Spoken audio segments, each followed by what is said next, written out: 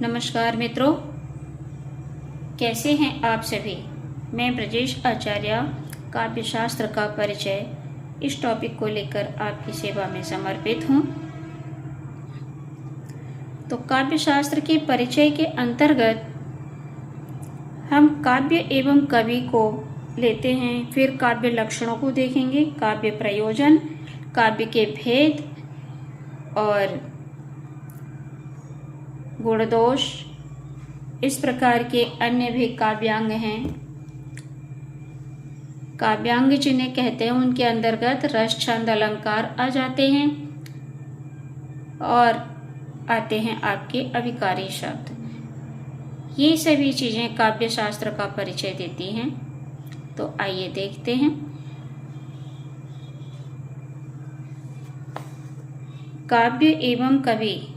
प्राचीन काल से काव्य और कवि भारतीय साहित्य के एक अभिन्न अंग हैं। वेदों के अनुसार जो कविता करता है, सबको जानता है और सबका वर्णन करता है, वही कवि है। वेदों का मानना है कि कवि कर्म ही काव्य है। भामह की रचना है काव्य अलंकार।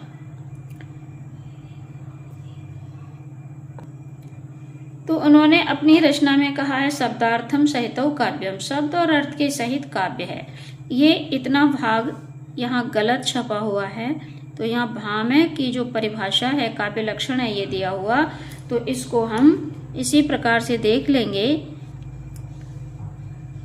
भामह ने अपना काव्य लक्षण देते हुए लिखा है शब्दार्थम सहितो काव्यम, शब्द और अर्थ के सहित काव्य है। संस्कृत के आचार्य दंडी का मानना है इष्ट अर्थ को अभिव्यक्ति प्रदान करने वाली पदावली काव्य है। उन्होंने कहा इष्टार्थ विवच्छिन्ना पदावली। संस्कृत के आचार्य रुद्रट ने लिखा है कि शब्द और अर्थ का संबंध काव्य है। उन्होंने कहा ननु शब्दार्थो काव्यम। आचार्य विश्वनाथ ने कहा वाक्यम रसात्मकम काव्यम। उनके अनुसार रसयुक्त वाक्य ही काव्य है। आचार्य मम्मट आए, उन्होंने दोष रहित गुणों और अलंकारों से युक्त शब्दार्थ को काव्य माना है। वहीं पंडित राज जगन्नाथ आए, उन्होंने कहा रमणीयार्थ प्रतिपादकम काव्यम, रमणीय अर्थ का प्रतिपादन करने वाले अर्थ समूह को काव्य माना है। फिर आचार्य रामचंद्र शुक्ल, हिंदी के आचार्य रामचंद्र शुक्ल ने कविता के विषय में कहा है कि आत्मा की मुक्तावस्था ज्ञान दशा कहलाती है, हृदय की मुक्तावस्था रस दशा कहलाती है। उसी प्रकार मुक्ति की साधना के लिए मनुष्य की वाणी जो शब्द रचना करती है, वही कविता है। रीतिकालीन आचार्य केशव का मानना है कि दोष रहित गुण सहित अलंकार युक्त रसयुक्त रचना काव्य है। पाश्चात्य विद्वानों में जो पीवी शैली थे, उन्होंने कल्पना की अभिव्यक्ति को काव्य माना है। वर्ड्सवर्थ ने जीवन की वास्तविक घटनाओं के सत्य वर्णन को काव्य माना। हंट आए, उन्होंने कविता को पेंशन कह दिया।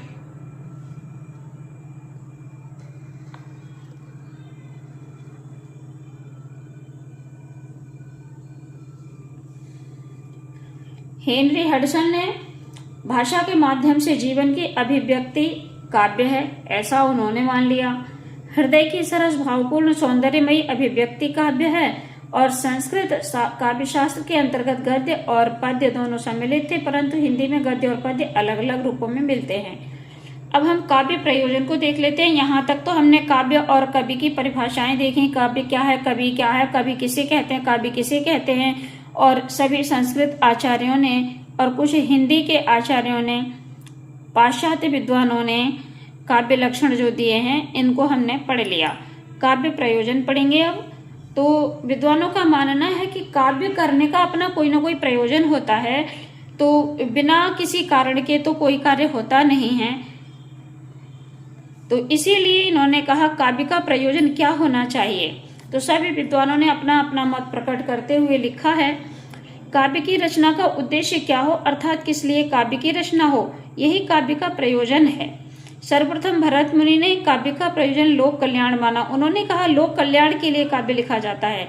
आचार्य भामह ने पुरुषार्थ चतुष्टय धर्मार्थ काम तथा मोक्ष को काव्य का प्रयोजन माना। उन्होंने कहा इस काव्य की रचना करने से इन चारों चीजों की प्राप्ति होती है, पुरुषार्थ चतुष्टय की प्राप्ति होती है, इसलिए काव्य की रचना की जाती है।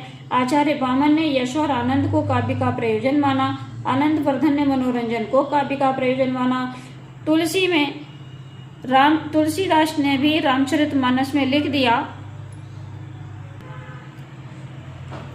तुलसीदास जी ने लिखा, कीरति बनत भूति भल सोई, सुरसरि समका सबकी सब कहाँ हित होई। तो ये कहते हैं लोक मंगल की भावना से काव्य की रचना की जाती है। आचार्य मम्मट ने काव्य प्रकाश में अपने विचार रखे कि यश की प्राप्ति, संपत्ति लाभ, सामाजिक व्यवहार की शिक्षा, रोगादि विपत्तियों का नाश, तुरंत ही उच्च कोटि के आनंद का अनुभव और प्रेयसी के समान रूप देने के लिए काव्य ग्रंथ उपादेय है। इन्होंने ऐसा माना। तुलसी ने अन्य स्थान पर काव्य प्रयोजन के अंतर्गत ये सब चीजें लिखी हैं कि जे प्रबंध बुध ना ही आदरहि, सो श्रम वृथा काव्य कवि करहि। कि इन्होंने कहा है कि प्रबुद्ध जनों द्वारा सम्मान प्राप्त करने के लिए काव्य लिखा जाता है, ऐसा इनका मानना है। आचार्य रामचंद्र शुक्ल कहते हैं कि कविता का उद्देश्य मनोरंजन तथा कविता का अंतिम लक्ष्य जगत के मार्मिक पक्षों का प्रत्यक्षीकरण और मनुष्य से समन्वय करना है। इन्होंने ऐसा माना है। वहीं डॉक्टर नगेंद्र ने काव्य प्रयोजन को आत्माभिव्यक्ति माना है। दिनकर ने काव्य को शिक्षक के रूप में माना है। अंग्रेजी कवि किट्स ने लिखा है, सौंदर्य सत्य है और सत्य ही सौंदर्य है। इन्होंने ऐसा लिख दिया।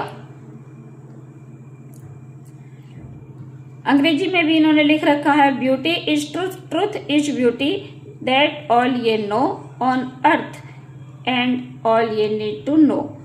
ऐसा इन्होंने लिख दिया। डॉक्टर हजारी प्रसाद द्विवेदी जी कह देते हैं, चलिए पहले अंग्रेजी कवि किट्स को ही जान लेते हैं। इन्होंने कहा, सौंदर्य सत्य और सत्य ही सौंदर्य, बस तुम इतना ही जानते हो और जीवन में इसी को जानने की आवश्यकता है। ये इतनी सी बात अगर किसी मनुष्य ने जान ली तो समझ लीजिए कि बहुत अच्छा है वो अपने आप में, उसके विचार बहुत अच्छे हैं। डॉक्टर हजारी प्रसाद द्विवेदी जी कहते हैं कि जिस वाणी से मनुष्य दुर्गति एवं हीनता की भावना से बच जाए और आत्मानंद को प्राप्त कर सके, वही काव्य है और यही काव्य का प्रयोजन भी है। प्रत्यक्ष अथवा अप्रत्यक्ष रूप में काव्य का संबंध, काव्य प्रयोजन का संबंध जो है वो लोक मंगल की भावना, पुरुषार्थ चतुष्टय की प्राप्ति आदि से ही है। अब हम देख लेते हैं, यहाँ तक हमने ये सारी चीजें पढ़ ली, सभी विद्वानों के द्वारा दिए गए काव्य प्रयोजन भी पढ़ लिए। आगे की वीडियो में हम अब काव्य के भेद पढ़ेंगे। तब तक के लिए नमस्कार।